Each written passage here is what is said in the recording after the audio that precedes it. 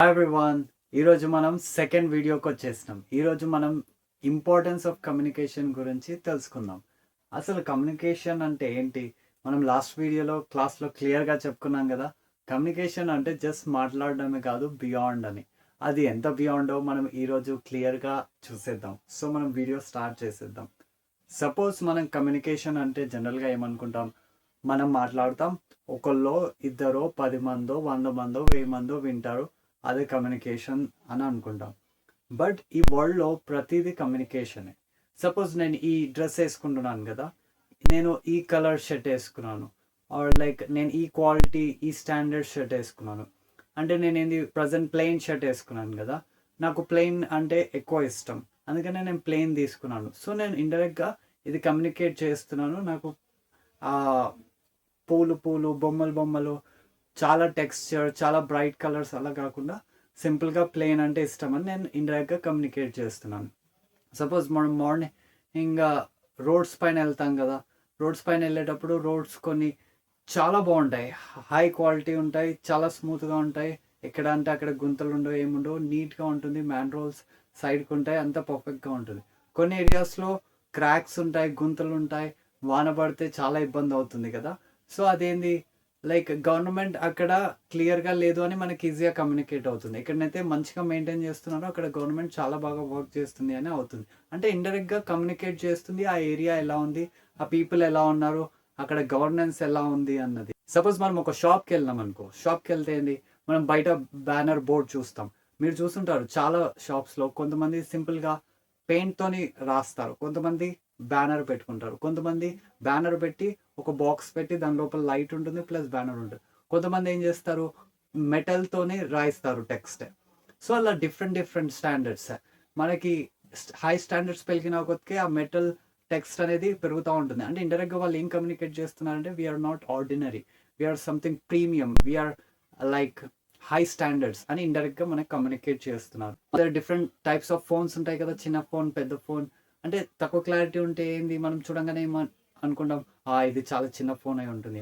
Super clarity ఉండి చాలా features ఉంటాయి అనుకుంటాం, సూపర్ ఫోన్ ఇది అనుకుంటాం కదా. ఇండైరెక్ట్గా అది కూడా కమ్యూనికేట్ చేస్తుంది ఆ ఫోన్ స్టాండర్డ్స్ ఏంది అన్నది. ఇలా ఫుడ్ విషయంలో తీసుకుంటే ఫుడ్ ఏంది, నార్మల్గా ఒకవేళ రైస్ అనుకో, ఉడకకుండా నార్మల్గా ఏదో జస్ట్ ఉడికినట్టుగా అనిపించేయంగానే తీసి పెట్టేయడం, అది మనం తిన్నప్పుడు ఏంది నార్మల్గా ఉంది అనిపిస్తుంది. అది ఒక వే ఆఫ్ కమ్యూనికేషన్. అంటే మనం తినేటప్పుడు లైక్ ఎవరైతే కుక్ చేశారో వాళ్ళు అంతా మేబీ ఫోకస్డ్గా చేయకపోవచ్చు, ఆ హోటల్ కానీ ఆ రెస్టారెంట్ కానీ మేబీ అంత టాప్ కాకపోవచ్చు. కానీ కొన్ని హోటల్స్లో మనం చూస్తాం అది ఎంత మెత్తగా ఉంటుందంటే అట్లా తినగానే ఇట్లా కరిగిపోతుంది, ఆ హోటల్ సూపర్ ఉంది అని మనం ఫీడ్బ్యాక్ ఇస్తాం కదా. అది వే ఆఫ్ కమ్యూనికేటింగ్. సో ఇలా మనకి 1, 2 అని కాకుండా వేరే వేరే దాంట్లో ప్రతి దాంట్లో మనకి కమ్యూనికేషన్ డైరెక్ట్గా లేదంటే ఇండైరెక్ట్గా ఇన్వాల్వ్ అయ్యే ఉంటుంది. మనం మాట్లాడే విధానం కూడా.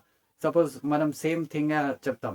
సపోజ్ మనం సారీ చెప్తున్నాం అనుకో, ఐఎమ్ సారీ అని చాలా ఫీల్ అవుతూ చెప్పడం, లేదంటే ఓకేలే ఐఎమ్ సారీ వచ్చేసాయి అంటే మనకు డిఫరెన్స్ తెలుస్తుంది కదా. కమ్యూనికేషన్ అంటే జస్ట్ చెప్పడమే కాదు, మనం చెప్పేసాం కానీ ఎలా చెప్తున్నాం అన్నది కూడా మళ్ళీ అదొక వే ఆఫ్ కమ్యూనికేషన్ అనమాట. నువ్వు దాన్ని క్లియర్గా కన్వే చేయకపోతే అది వాళ్ళకి వేరే వాళ్ళలాగా అర్థమవుతుంది. వెహికల్స్లోకి వచ్చేస్తే మనకి 2 వీలర్స్ 4 వీలర్స్ ఉంటాయి కదా, స్కూటీ ఉంటుంది, డిఫరెంట్ డిఫరెంట్ వెహికల్స్ ఉంటాయి. మనకి నార్మల్ చిన్న వెహికల్ చూడంగానే ఓకేలే తను చిన్న వెహికల్ అనుకుంటాం. అదే పెద్ద వెహికల్ తీసుకుంటే అరే ఎంత బాగుంది పెద్ద వెహికల్ అని చూస్తాం. చిన్న వెహికల్ అంటే ఏంది, తను ఓకే లైక్ తనకి వెహికల్ మీద అంత స్పెండ్ చేయాలని లేదు, ఒక డీసెంట్ వెహికల్ చాలు కాబట్టి తను అలా నడిపించేస్తున్నాడు, హీఈస్ గుడ్ విత్ ఇట్ అని. ఆర్ ఫైనాన్షియల్గా మేబీ అఫోర్డ్ చేయలేక చిన్నది తీసుకున్నాడేమో అనుకోవచ్చు. అదే పెద్ద వెహికల్ తీసుకుంటే ఏం కమ్యూనికేట్ చేస్తుంది అంటే లైక్ వాళ్ళు అస్సలు కాంప్రమైజ్ కాదు, వాళ్ళ సిచ్యువేషన్ ఎలా ఉన్నా సరే they need the best vehicle in the market అని, లేదంటే వాళ్ళు ఫైనాన్షియల్గా కూడా చాలా సౌండ్గా గ్రాండ్గా ఉన్నారు అని ఇండైరెక్ట్గా కమ్యూనికేట్ అవుతుంది కదా. సో నేను మీకు చెప్పేది ఏంటంటే నెక్స్ట్ టైం మీరు బయటికి వెళ్ళినా ఎవరైనా చెప్తున్నా లేదంటే మీరు ఏదన్నా చూసినప్పుడు మీరు కూడా డిఫరెన్స్ క్లియర్గా అబ్జర్వ్ చేయండి. ఎలా కమ్యూనికేషన్ అన్నిట్లో ఇన్వాల్వ్ అయి ఉందో, అది 1, 2 కాదు అన్నిట్లో ఇన్వాల్వ్ ఉంది. కానీ అది ఎలా ఇన్వాల్వ్ ఉంది అన్నది డిస్కవర్ చేయండి. మీ మైండ్లో న్యూరాన్స్ ఇంకా పెరుగుతాయి, మీరు చూసే పర్స్పెక్టివే చేంజ్ అవుతుంది, ఒక కొత్త వే ఆఫ్ థింకింగ్ని మీరు స్టార్ట్ చేస్తారు మీ మైండ్లో. ఒక కొత్త పాసిబిలిటీ ఓపెన్ అయిపోతుంది మీ మైండ్లో. ఒకసారి ట్రై చేయండి, చాలా ఇంట్రెస్టింగ్గా ఉంటుంది. అప్పుడు మీరు వెళ్ళే ప్లేస్ డైలీ సేమ్ ప్లేస్ అవ్వచ్చు, బట్ ఇలా చేస్తే మీకు ఆ ప్లేస్ చాలా కొత్తగా ఉంటుంది, చాలా ఛాలెంజింగ్గా ఉంటుంది, చాలా నేర్చుకుంటారు కూడా. That is the power of communication అనమాట. కమ్యూనికేషన్ చాలా పెద్ద టాపిక్ అండ్ చాలా మంచిది. దాన్ని అర్థం చేసుకోవాలి, కానీ చాలా ఇంట్రెస్టింగ్గా ఉంటుంది. అది ఒక ప్రపంచం. మన ఏ ఫోన్లలో 2 ఫోన్లలో సేమ్ వాల్‌పేపర్ ఉండదు మోస్ట్ ఆఫ్ ద టైమ్. అందరూ వేరే వేరే వాల్‌పేపర్ పెట్టుకుంటారు కదా! అది ఒక కైండ్ ఆఫ్ కమ్యూనికేషన్. వాళ్ళకేమి ఇష్టం అన్నది అక్కడ పెట్టుకుంటూ ఉంటారు. కొంతమందికి సింపుల్, నీట్ ఇష్టం. కొంతమందికి వాళ్ళ ఫేవరెట్ హీరో, హీరోయిన్ ఇష్టం. Favourite singer, character, quote, anything ఏదైనా కావచ్చు. లేదంటే అందులో ఏది అవైలబుల్ ఉంటే అది పెట్టేసుకుంటారు. సో, వాళ్ళ వే ఆఫ్ కమ్యూనికేషన్. మనం చేసే ప్రతి వర్క్ ఏదో ఒక విధంగా కమ్యూనికేట్ చేస్తూనే ఉంది. అది మనం దాన్ని గుర్తిస్తే మన లైఫ్ చాలా ఈజీగా, సింపుల్‌గా అయిపోతుంది. చూసారు కదా! మనం ఇప్పటివరకు కమ్యూనికేషన్ అంటే జస్ట్ మాట్లాడడమే అనుకున్నాం. కానీ కమ్యూనికేషన్ అంటే చాలా ఉంటుంది. నువ్వు ఎంత ఎక్స్‌ప్లోర్ చేస్తుంటే నీకు కమ్యూనికేషన్ మీద ఇంట్రెస్ట్ అంత పెరుగుతూ ఉంటుందనమాట. దాని ద్వారా ఏమవుతుంది అంటే నువ్వు తీసుకునే థింగ్స్, నువ్వు పర్చేస్ చేసుకునే థింగ్స్, నువ్వు వాడే థింగ్స్, నువ్వు తీసుకునే డెసిషన్స్ అన్నీ చేంజ్ అవుతాయి. అప్పుడు మోర్ ఇంపాక్ట్‌ఫుల్‌గా అవుతాయి. ఇంకా ఎఫెక్టివ్‌గా అవుతాయి. ఇంకా పర్పస్‌ఫుల్‌గా అవుతాయి. ఇది ఎందుకు అంటే నీకు ఏదో ఒక రీజన్ ఉంటుంది.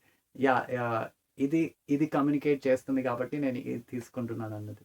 చాలా ఇంట్రెస్టింగ్‌గా ఉంటుంది. సపోజ్ ఒక పర్సన్ చాలా పెద్ద అయిపోయాడు. బట్ స్టిల్ వీడియో గేమ్స్ ఆడుతున్నాడనుకో. మనం ఏమంటాం, అరే ఇంకా తన లోపల ఆ చైల్డిష్‌నెస్ ఇంకా అలానే ఉంది. ఫుల్ ఎంతూసియాస్టిక్‌గా ఉంటారు. ఎనర్జిటిక్‌గా ఉంటారు.